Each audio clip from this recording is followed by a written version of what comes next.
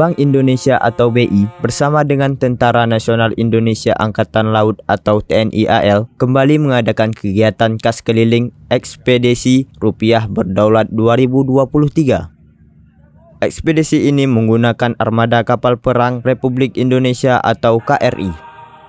Kegiatan tersebut bertujuan untuk mengedarkan uang sebesar 2,5 miliar rupiah di 5 pulau terdepan, terluar, terpencil atau 3T di wilayah Provinsi Aceh.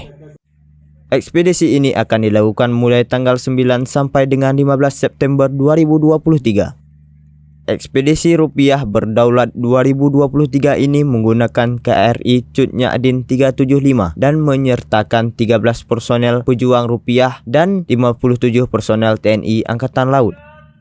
Mereka akan hadir di 5 pulau 3T di Pulau West Sabang, Pulau Nasi, Pulau Breh, Pulau Banyak, dan Pulau Simulu. Dari Sabang, Aulia Prasetya, SerambiNews.com.